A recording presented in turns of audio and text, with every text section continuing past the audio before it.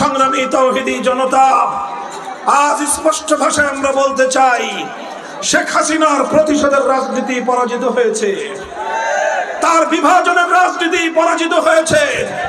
বাংলাদেশের মানুষ আজ ঐক্যবদ্ধ, ধর্মমত নির্বিশেষে সকল মত এবং পথ ঐক্যবদ্ধ হয়েই 5ই আগস্টের মহান বিপ্লব সংগঠিত করেছে। আপনারা দেখেছেন, এই বিপ্লবের সম্মুখ সারিতে ছিল ছাত্র জনতা। এই সম্মুখ সারির ছাত্র জনতা, এরা ছিল স্কুলের ছাত্র, এরা ছিল কলেজের ছাত্ররা, এরা ছিল মাদ্রাসার ছাত্ররা, এরা ছিল পাবলিক এবং প্রাইভেট ইউনিভার্সিটির ছাত্ররা। কোনো ভেদাভেদ ছিল না। কে রাজনীতি করে কে রাজনীতি করে না ভেদাভেদ ছিল না। কে ইসলামী সংগঠন করে আর কে অন্য সংগঠন করে কোনো ভেদাভেদ ছিল না।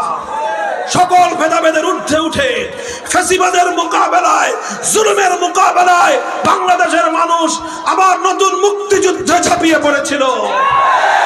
এবারের মুক্তিযুদ্ধ ছিল শেখ হাসিনার বিরুদ্ধে, এবারের মুক্তিযুদ্ধ ছিল ফ্যাসিবাদের বিরুদ্ধে, এবারের মুক্তিযুদ্ধ ছিল স্বৈরতন্ত্রের বিরুদ্ধে, এবারের মুক্তিযুদ্ধ ছিল লুটপাটের বিরুদ্ধে, এবারের মুক্তিযুদ্ধ ছিল খুন খুন হত্যাকাণ্ডের বিরুদ্ধে, এবারের মুক্তিযুদ্ধ ছিল সালেমের বিরুদ্ধে মাজলুমের লড়াই। এ লড়াই ইনশাআল্লাহ অব্যাহত থাকবে।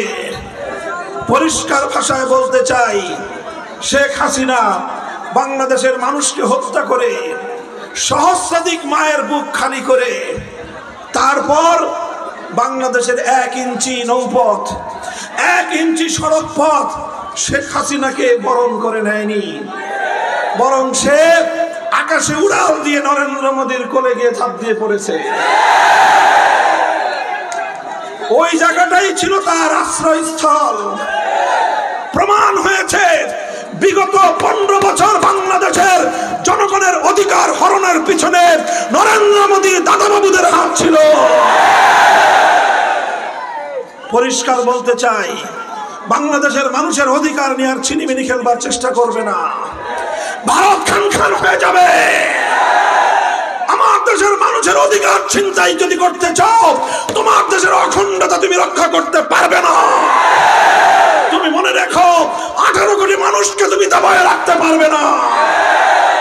এদেশের মানুষ প্রতিবাদ করতে শিখেছে, এদেশের মানুষ রক্ত দিতে শিখেছে, এদেশের মায়েরা সন্তানদেরকে যুদ্ধে পাঠাতে শিখেছে, এদেশের সন্তানেরা মায়ের চোখের অশ্রু মুছে দিয়ে, বুকের রক্ত দিয়ে মায়ের মাতৃভূমিকে স্বাধীন করতে প্রেরণা পেয়েছে। এ জাতিকে কেউ দাবায় রাখতে পারবে না।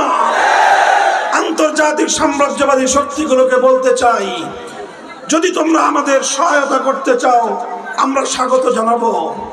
যদি প্রভু সেজে আমার বাংলার মাটিকে কোনো কায়েমি স্বার্থবাদী অথবা কোনো আন্তর্জাতিক কোন শক্তি নিজেদের ঘাঁটি হিসেবে বাংলাদেশকে ব্যবহার করতে চাও, 18 কোটি মানুষ মাথায় কাফনের কাপড় বেঁধে আমার যুদ্ধের ময়দানে নামবে।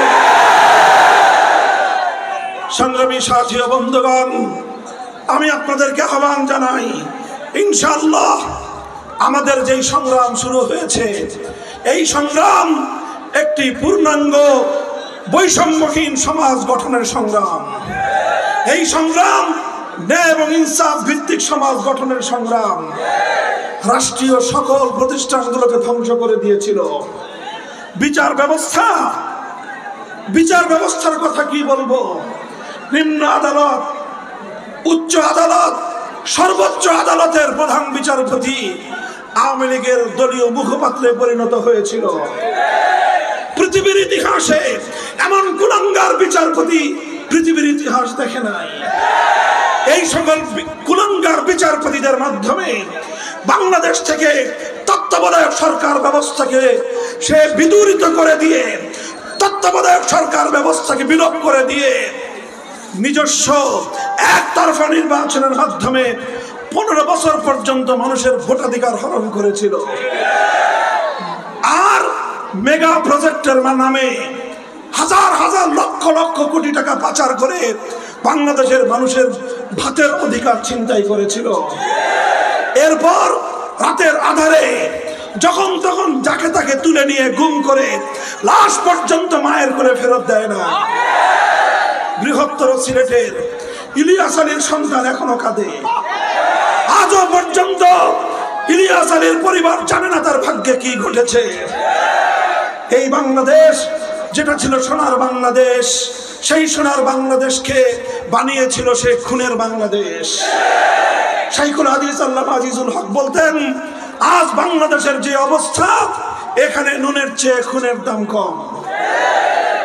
আমরা আবার সেই বাংলাদেশ ফিরিয়ে আনতে চাই, যেই বাংলাদেশের জন্য রক্ত দিয়েছিলেন শাহজালাল মুজাররদ ইয়ামানি, যে বাংলাদেশের জন্য সংগ্রাম করেছিলেন শাহজালাল, যে বাংলাদেশের জন্য রক্ত দিয়েছিলেন হাজী শরীয়তুল্লাহ, যে বাংলাদেশের জন্য রক্ত দিয়েছিলেন বীর শহীদেরা, সেই বাংলাদেশ আমরা গড়ে তুলবো ইনশাআল্লাহ। বৈষম্য বিরোধী ছাত্র জনতা মাঠ ছেড়ে দেয়নি। আগামীকাল শহীদ মার্চের ঘোষণা দিয়েছে। আমি বাংলাদেশ খেলাফত মজলিসের পক্ষ থেকে ছাত্র জনতা এই শহীদ মার্চের কর্মসূচির সাথে সংহতি প্রকাশ করছি।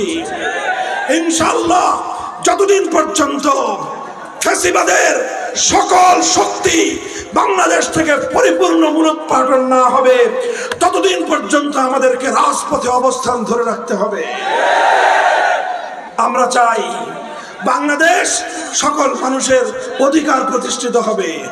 হিন্দু, বৌদ্ধ, খ্রিস্টান, সকল সংখ্যালঘু এবং ধর্মপ্রাণ বাংলাদেশের মুসলমানরা যার যার ধর্মীয় স্বাধীনতা নিয়ে এদেশের সম্প্রীতি সৌহার্দ্যপূর্ণ পরিবেশে বাংলাদেশ তার লক্ষ্যপানে এগিয়ে চলবে। অন্তর্বর্তীকালীন সরকারের প্রতি আহ্বান, 2009 সাল, 13 সাল, 14, 15, 16, 2021, 2024 সালে যত মানুষকে হত্যা করা হয়েছে, যতগুলো গণহত্যা পরিচালিত হয়েছে, প্রতিটি হত্যাকাণ্ডের সুষ্ঠু বিচার নিশ্চিত করতে হবে। বাংলাদেশের সাথে ভারতের বন্দি বিনিময় চুক্তি রয়েছে, সেই চুক্তির মাধ্যমে খুনি হাসিনাকে ধরে এনে বাংলার মাটিতে বিচার করতে হবে। যদি সরকারের কেউ কোন মহল খুনি হাসিনার বিচারকে বাধাগ্রস্ত করবার চেষ্টা করে, তার বিরুদ্ধে বাংলাদেশের মানুষ গর্জে উঠবে।